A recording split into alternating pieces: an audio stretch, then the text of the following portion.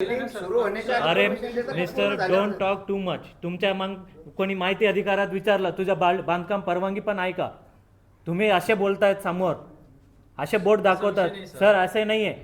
आप मैं बोल रहा हूँ क्या,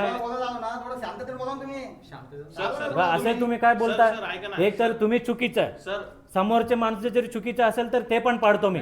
एक मिनिट, असं नाहीये समोरचे तुम्हाला चुकीचं वाटतंय ना ते तपासतो. जर ते तपासल्यानंतर ते इलिगल असेल, त्या 3 मजली काय ते 5 मजली काय ते बेकायदेशीर असेल ते पूर्ण पाडलं जाणार. आलं लक्षात आता.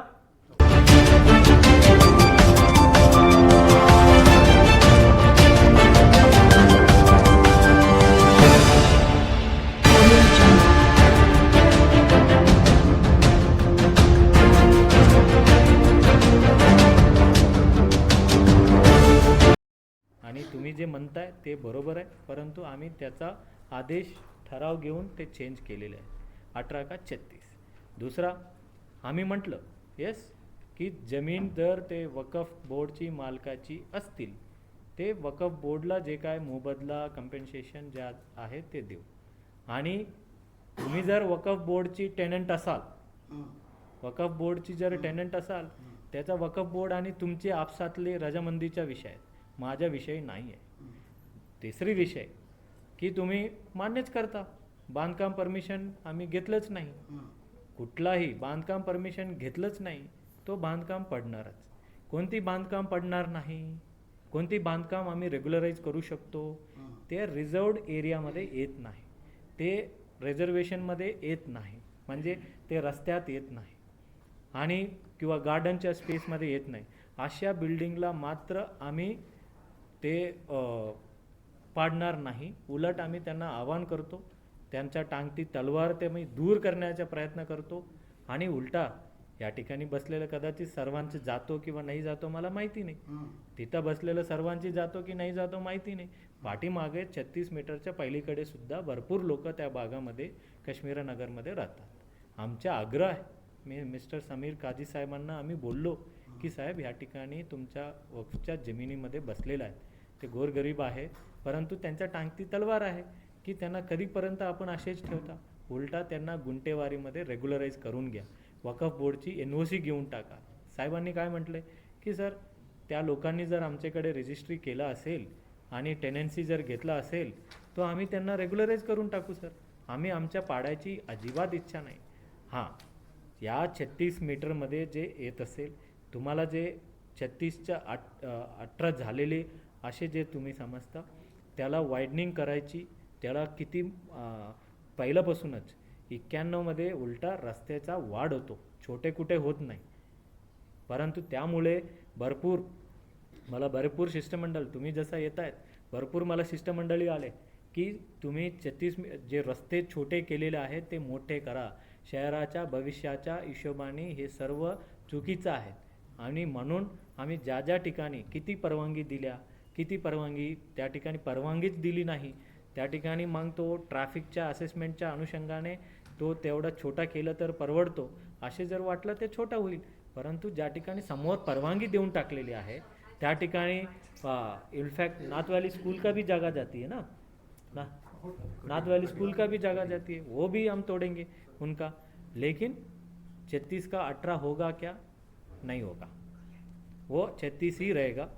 आणि ज्या 36च्या पहिलीकडे अजून 4 मीटर सुद्धा तोडायचं, परंतु त्या ठिकाणी आम्ही एक सामंजस्य भूमिका घेतो, 36 मीटर नंतर 1ही इंच तोडत नाही.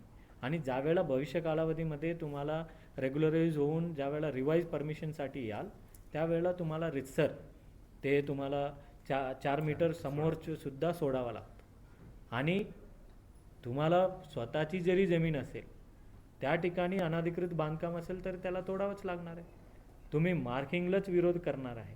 आणि याबाबत माननीय पालकमंत्री महोदयांनी सुद्धा बोलले, नाहीतर मला त्याच दिवशी कारवाई केलं असतं.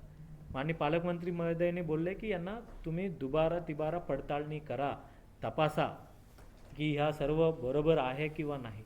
या सर्व तपासल्यानंतर मिस्टर त्रिवेदीजी आले होते आणि साहेब पण आले होते, तुम्ही काही लोक मान्य खासदार महोदयांकडे पण गेले होते, मिस्टर बुमरे साहेबांकडे. या सर्व लोकांनी सांगितल्यानंतर आज तोडायची तर कधीच तोडला असता, किती तोडफोड केलेली आहे, किती सरकारी जागेवर किंवा वक्फ बोर्डवर बसलेल्या लोकांचे सर्व तोडून टाकले. तुमची याच्यासाठी तोडली नाही. त्यामुळे तुम्हाला व्यवस्थित मार्किंग करून पुरेशा संधी देऊन माननीय सर्व नेते मंडळीसोबत चर्चा करून तुम्हाला परवानगी त्यानंतर मार्किंग करून एक पुरेशा 7 दिवसाच्या संधी देऊन तोडायच्या होते. तुम्ही मला मार्किंगच करू दिले नाही. ठीक आहे, आप फिर हमारे म्हणणं मांडायचं होतं आम्हाला.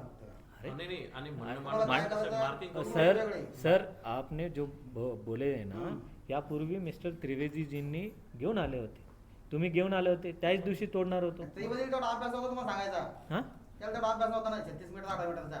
आता मी तो सर तुम्हाला पाठवतो ते आता दुसरा नागा 36 मीटर जे 36 मीटर त्याच्यामध्ये समोरचे बिल्डिंग तुम्ही म्हणता रिझर्वेशन झालं समजा त्याच्यामध्ये परमिशन आहे तुमच्या लोकांना. काय काय तर ती लाईन दाखवते का समोरच्या 3 बिल्डिंग आहे का त्याच्यावर पण तुमचा नकाशा दाखवतोय का ते बिल्डिंग त्याच्यामध्ये आत देतात. लेआउटमध्ये ते थांबा मी सांगतो ना, मी तिथे जाऊ द्या नंदू पेटायचं ना. त्याच्यामध्ये त्या बिल्डिंग आत त्या चालल्यात. हा तुमचा जुना नकाशा आहे. नवीन नकाशा तुमचा 18 मीटर झाला. सर त्याच्यामध्ये झूम करा. हे कोणते? हा 36 मीटर चालला.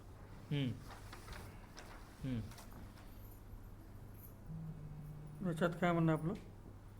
सर हे रस्ता ना या बिल्डिंग मध्ये पाहा तुम्ही 36 मीटर मध्ये आत जाऊ मी दाखवतो तिकडे.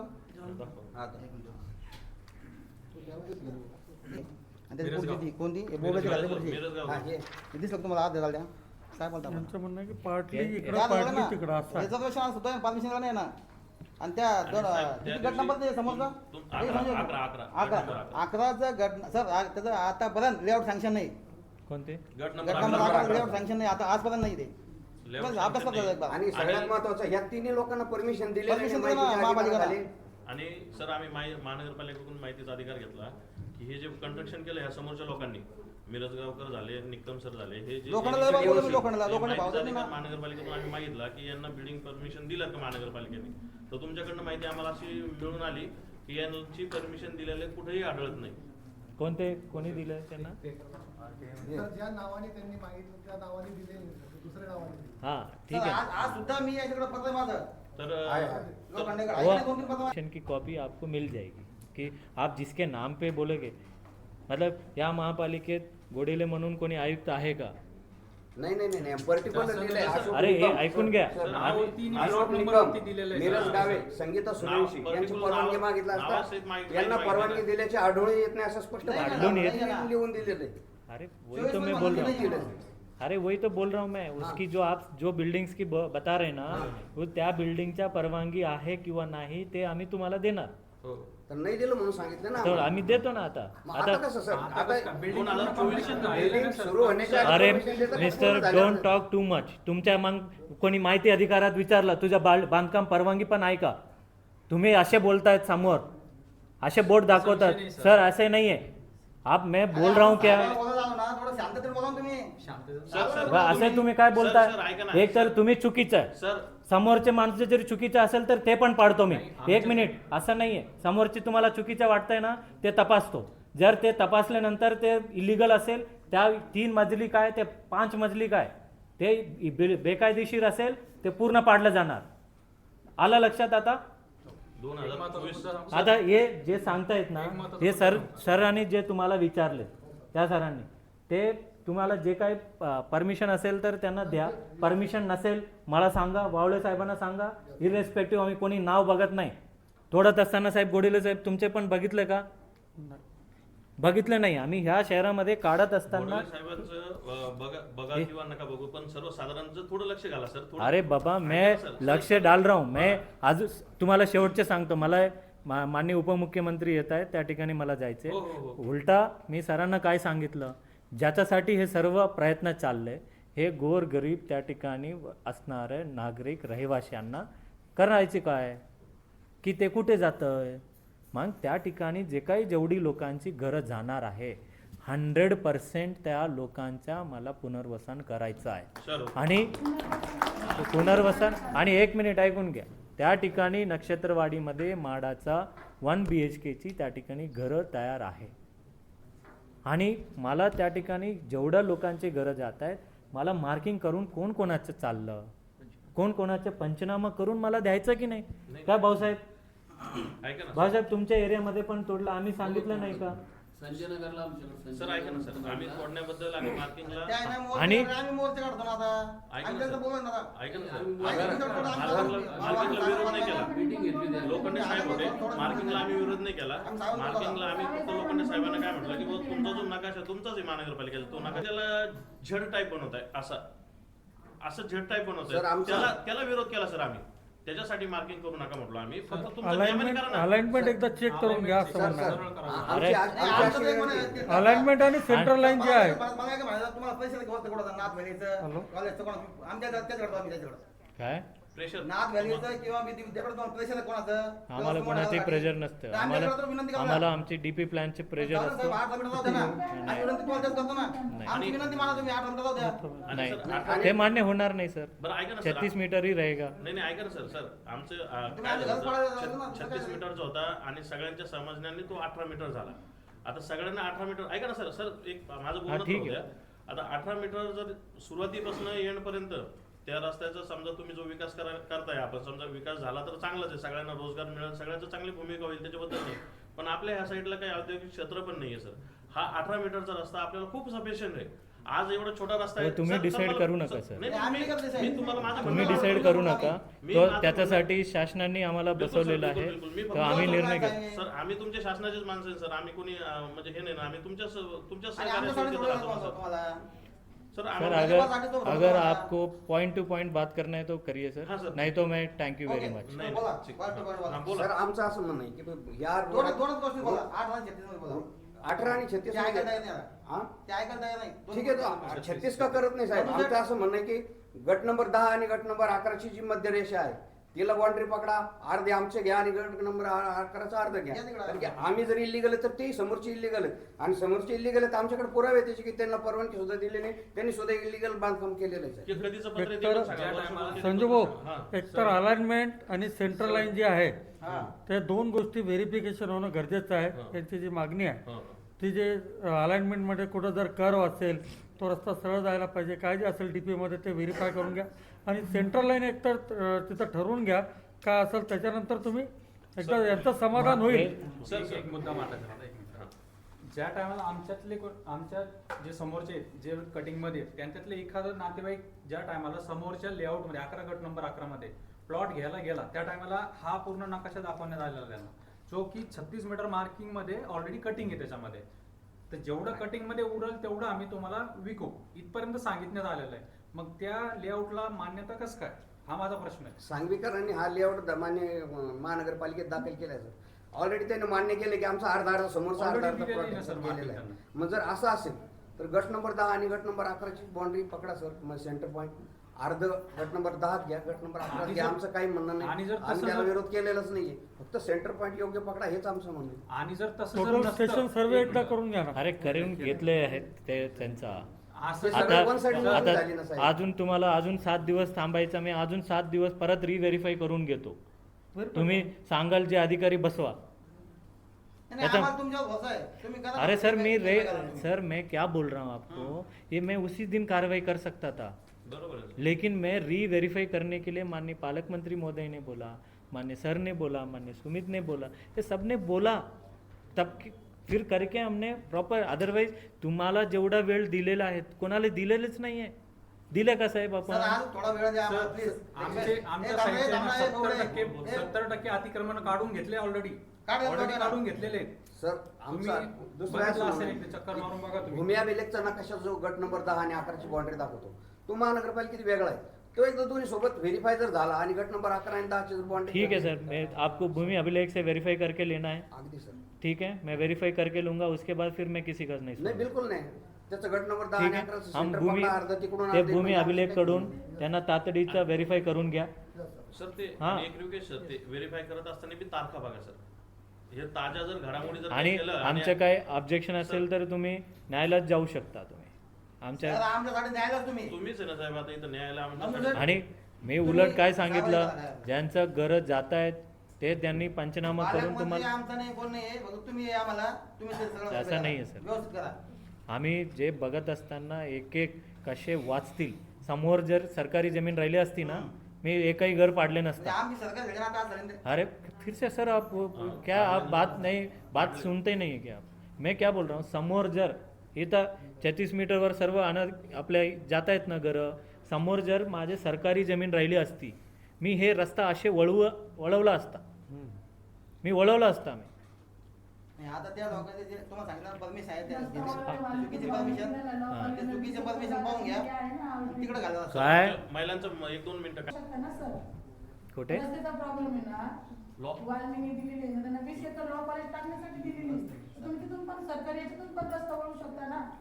छत्तीसगडमध्ये कुठले आमच्या सांगते? परवानगी सर गरज सर आहे. वाल्मीचे कुठे आहे तिकडे? नाही नाही नाही नाही जलभूमी व्यवस्थापन की संस्था. वाल्मीने जागा दिली, लॉ जर रस्ताच पाहिजे असेल तर वाल्मीच्या जागेत त्यांना अप्रोच द्या. गव्हर्नमेंटने ते approach सर्वांना आहे सर तिकडनं. सर ते गव्हर्नमेंट रस्त्यातून तो ऑपरेट नालीच्या बाजूने.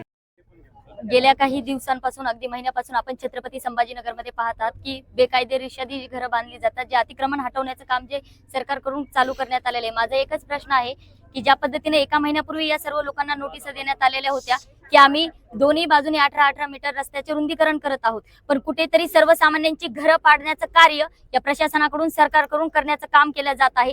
ज्यावेळेस सर्वसामान्य लोक त्यांच्या व्यथा आज अधिकाऱ्यांकडे मांडण्यासाठी आलेले आहेत, पण अधिकाऱ्यांना त्यांचा वेळ नाहीये. त्यांनी सांगितले की आमचे दुसरे अधिकारी येतील, ते तुमच्याशी चर्चा करतील. एकीकडे आपण पाहतो की प्रधानमंत्री आवास योजना राबवली जाते. मग माझा प्रश्न आहे त्या सर्व सरकारला की या 300 लोकांना तुम्ही बेघर करून रस्त्यावर आणून त्यासाठी तुम्ही काय करणार आहात? आज जर का तुम्ही त्यांना नोटिसा देताय, सर्व गोष्टी करतायत, पण मग ज्या बाजूला 300 लोकांचा राहण्याचा प्रश्न आहे, एकीकडे कुठेतरी पैशावाल्यांची 4 घरं तुमच्याच्यानं पाडणं होत नाहीये, पण सर्वसामान्यांची घरं तुम्ही बिनधास्तपणे पाडू शकताय. तर माझा आयुक्तांना एक सवाल आहे आणि त्यांना मी सरळ सोप्या भाषेमध्ये एकच सांगल की या सर्व लोकांच्या पाठीमागे धर्मवीर छत्रपती संभाजीराजे शौर्य प्रतिष्ठान ही संघटना खंबीरपणाने उभी आहे. 91च्या नकाशामध्ये दोन्ही साईडनी कटिंग दाखवलेली आहे. आता महानगरपालिकेने ते नकाशे बदलले आणि समोरचे जे गट नंबर 11 मधले ते 4 बिल्डिंग आहे त्यांची त्यांना परमिशन 2024ला मिळालेली नाही. ते माहितीच्या अधिकाराखाली आम्ही काढलेलं आहे. आणि आता श्रीकांत सरांना आम्ही ती गोष्ट सांगायला गेलो तर ते म्हटले मी ते काढतो आणि जर ते लेआउट असेल तर मग मी ते त्याला नसेल तर मी पाडल. आणि त्यांनी एक गोष्ट अशी विचारली तर तिथं जर सरकारी रस्ता असता तर मी तिथून काहीतरी केलं असतं. तर मी माझं म्हणणं त्यांना मांडलं की गव्हर्नमेंटने तुम्हाला लॉ कॉलेजला 20 एकर जागा दिलेली आहे, तिथून पण तुम्ही रस्ता वळू शकता. तर त्यांनी ती बाजू ऐकून नाही घेतली, लगेच उठून गेले. त्यांनी मिटिंगही पूर्ण केलेली नाही आमच्यासोबत, ते उठून गेलेले आहे. माझे अधिकारी येतील आणि मीटिंग मधून तुम्ही समाधान नाही झालं? आमचं समाधान त्यांनी केलेलंच नाही. आमचं म्हणणं त्यांनी ऐकूनच घेतलेलं नाही. ते बोलले का माझे मुख्यमंत्री येणार आहेत म्हणून मला तिकडे जायचं आहे. हा मुख्यमंत्री येऊ बंद होईल? नाही, आमचं उपोषण सुरू आहे, ते सुरूच राहणार. जोपर्यंत आम्हाला नाही मिळत नाही तोपर्यंत आम्ही उठणार नाही उपोषणामधून.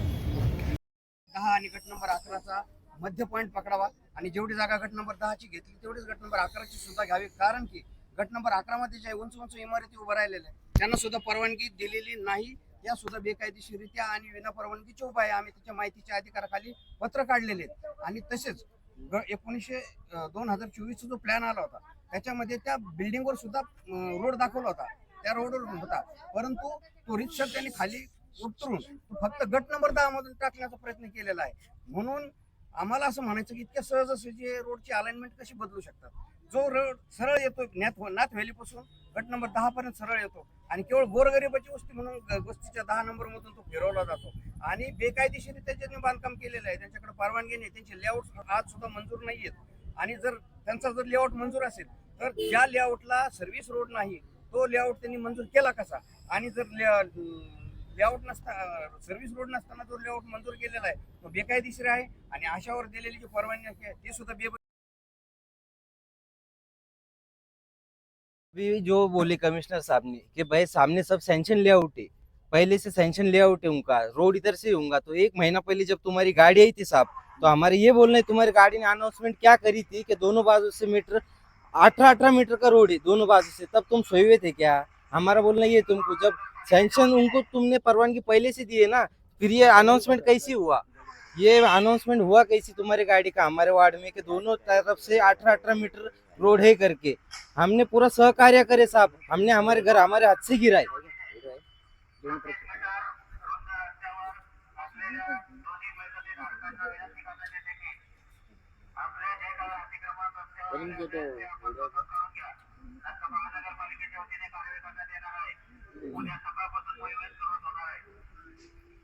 आम्ही आमच्या हातानं काढले साहेब आमचे घर, तवा नाही दिसलं का तुम्हाला?